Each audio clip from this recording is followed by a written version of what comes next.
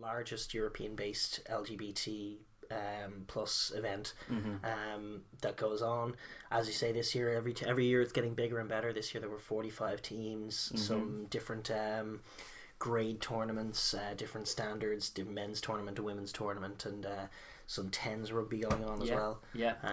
I think the women's tournament was all tens rugby as well, which meant there was a lot of space on the pitch, which meant there was good tries. Absolutely. But there was good standards of rugby as well. There were some really good teams there, as well as a few kind of put together ones as well. So there were some blowouts, but also a few really good competitive games. And between the event, like, there was forecast to be a washout, which is not uncommon in June in Ireland, but the rain actually held off until the very end. The trophy ceremony was kind of ruined, and people's speeches that they prepared were definitely ruined. But the whole festival of rugby was not, in fact, and we had little nice touches, like Nigel Owens was reffing the final of the cup on the Sunday, which was great. It was relatively well attended. It was held out in DCU in Dublin and on the campus over there in the sports complex. Really cool event. They set it up really well. They had a bunch of different areas. They had a little George, which is a big gay bar in Dublin. Yes, a little George outside the George area where you could get your pints and everything else. A cool little areas where you can get food, everything else. It was quite kid friendly. There were lots of games. There was Vodafone were doing the Ride the Bull thing, and then there was another kind of roar into a box and try and win tickets to the England game next year, and a few good little things like that. And along with that, there were 3 pitches with constantly happening games of rugby. Very exciting little event. And as you say, we came down on day 3 for the finals. Managed to catch in full 3 live games. The final of the Cuchulainn Cup, the final of the Anne Louise Gilligan Cup, which is the women, and then the Union Cup final. All of which held on the first pitch. Definitely worth doing. Definitely really awesome to see. That sort of positivity around the game, around the game, but around the two communities. I mean, it's for sure. It's not always that they mix, to be honest. No, in fact, and it's more often, like, obviously recent news is not as inclusive as this kind of thing, but I think this is just a great thing to shine a light on, because it's what it is really all about. And like, rugby does have a great atmosphere of inclusivity and general kind of sportsmanship, and so for these two kind of to merge in that way is actually great. They're two games that are just begging out for each other, and it's definitely true in the world. You know, outside of Gareth Thomas and outside of Nigel Owens, you don't have too many LGBT rugby people, especially in the men's game, to point to. So but naturally, like, outside of whatever the stigma that does exist around sports in general, and the LGBT community, that whole locker room vibe and everything else does have its impact. But outside of that, you know, you talk about what rugby brings you, and bonding and culture and community, and definitely respect and you know, self-expression. Awesome values that the two communities really share, and you really did see in this event, like, there was a mixture of a great mixture of both cultures, the best of both cultures sort of coming together in an awesome way. And it's a very good, it's definitely a very positive thing, a very positive doorway to open up to that community. For sure. We need much more of that. And Dublin really opened its arms to it. The IRFU were very receptive. There were a load of sponsors. Guinness had a big setup there, Vodafone obviously as well, Aldi got involved behind backing the event. So then there was a load of freebies and things going around, and a bar open, and all kinds of just things you could do with yourself. There wasn't too many sheltered areas, but fortunately enough, the rain did hold off while the rugby was going on. If that had been a washout, I would have feared for the event, because that you want a bit of colour in the sky as well as the colour on the pitch. But it did hold off, and the games were actually very good and competitive. And like, everyone was there to win it once they were there as well. You love to see that as well. They were genuine competitive games. The rugby was definitely sort of taking hold and capturing the imagination, and the teams, the travelling teams, really do live and breathe it. And there's such a sort of niche little community that they're all so tight knit, and they know each other so well. But there's no question that you know, there's a few teams that are a lot more established than others. There's a few teams that are way farther down the track. I mean, the King's Cross Steelers, who ended up winning the whole thing at a canter, they were like an awesome team, but they brought 6 teams. You know, just a real embedded culture and community in there of playing the game. And they were like, it was almost like they were a really, really good team to watch, and great ambassadors for LGBT rugby. And certainly it there was certainly no sense of diminished skills watching those boys not play at all. the game. And then similarly with the ladies as well, the Railway Union ladies team as well that got as far as the final and then put on a score in it. They were awesome to watch. They were playing tens as well, but there was some serious speed on show and some good transition of the ball. It was just lovely to see just good fundamentals and good kind of standard footy. And but the most there's no question that those two teams, just for being what they were, just had they were so dominant that their finals ended up being sort of blowouts. It was a bit unfortunate in that instance, but it was still good to watch them execute a load of lovely tries. There were certainly lovely tries there to be seen, for sure. But the most engaging game that we saw certainly was the Cuchulainn Cup final, where the Leeds Hunters, who had some battles themselves across the whole week, playing in grey as you're watching, were playing against DH and Libera, who I think are an Italian team. Yeah, we think so.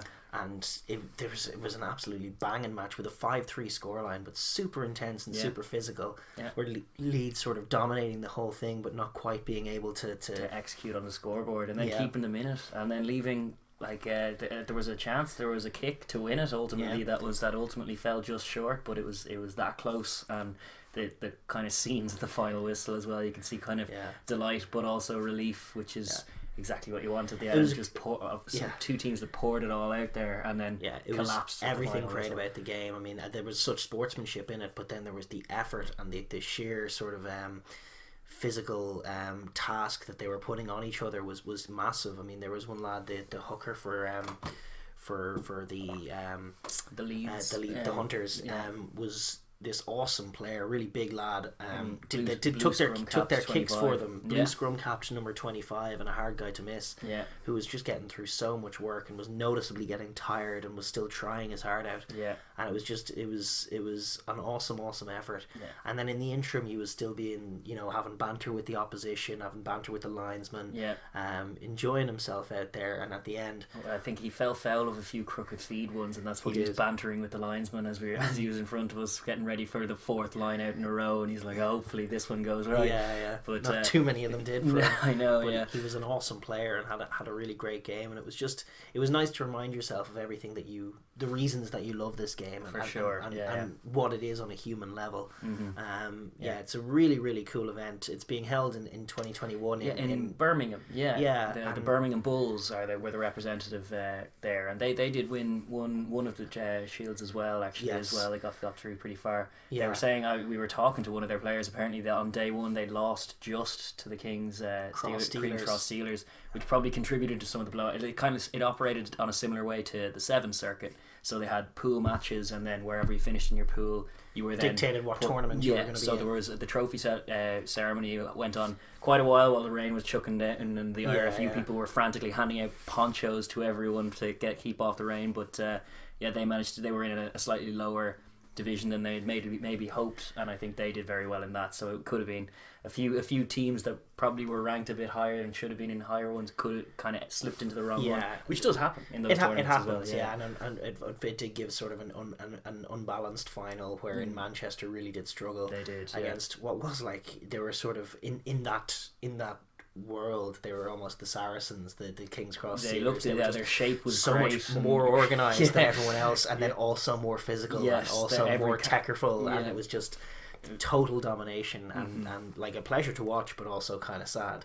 The fact that it ended up, what was it, 65 in the 65 end, in the final. We were watching and they left a lot of points out there as well. There were crazy missed opportunities and knock-ons just over the line and stuff, so it was and these were 20-minute halves for the final. Most of the weekend was 10-minute halves as well, so it was very quick. No, the men's was all 20 minutes. Was it 20 minutes for the cup one? Okay, but I do think actually Manchester as well, we just arrived as it was finishing, but they had just played out a very tough semi-final against Liverpool, which I'm not sure if the similar rivalry goes on, but I'd imagine they both got stuck into each other quite a lot as well, which didn't help their chances come final time another hour later or so.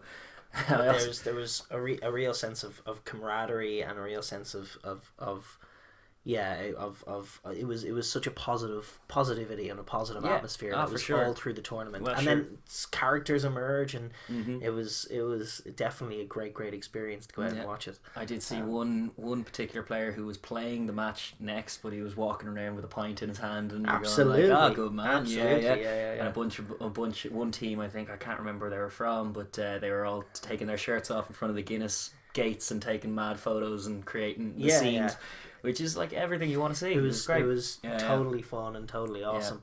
And absolutely, I would encourage it. It's such a great event. It's on the rise. LGBT rugby is on the rise, and like, you can be dismissive of it, but it's so important to give just a gateway into the game for another class community of people, because this game is great. This game of ours is great. It has awesome values as a sport. I think it's probably, well, certainly in my opinion, it's the best sport out there. It has little touches of everything. It has a place for every size and scale of person. And yet a real physical challenge for everybody.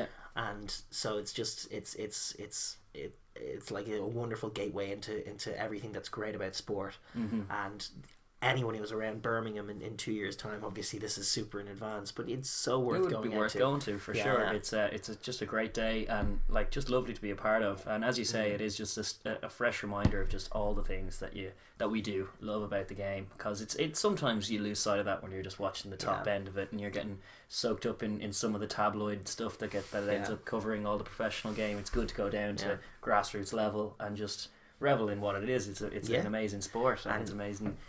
For all of that, it was well executed enough by, obviously, the hosts were the Emerald Warriors. It was being run by RFU. Guinness did a huge job. It had a bit of traction on social media, which was good.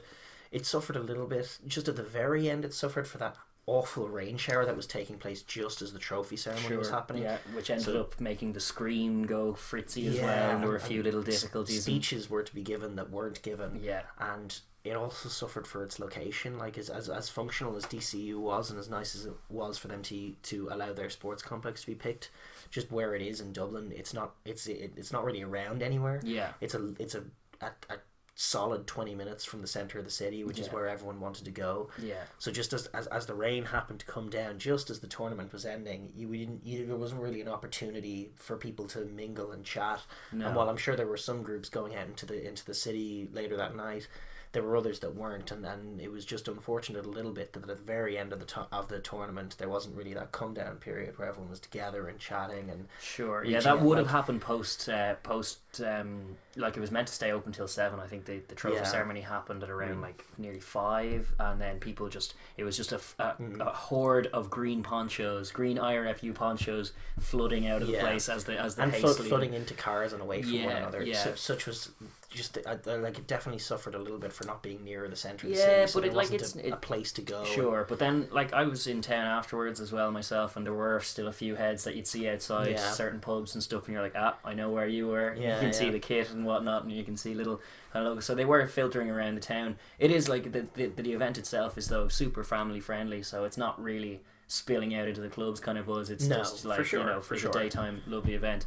But for sure, the location of it does mean that you're all splitting afterwards, and you're kind of splintering away into your own group, so it does kind of dissipate away pretty quickly, which was the only real shame and the only real black mark on it. But other than that, I just thought, and that was sort of weather enforced. It was. It is still Ireland. There were one or two Italian teams that were lingering for the presentations as well, and they were not too impressed. None too plussed with the weather. We just had to say Fáilte go here, and indeed, it is June after all. You can't expect nice weather. No. But it was a lot of fun and a great experience to go out and see it. And again, I would encourage anyone to do it. 100%. Thank you very much for watching that video. If you're new here, please like and subscribe down below, and leave a comment as well, because we enjoy the chat and conversation.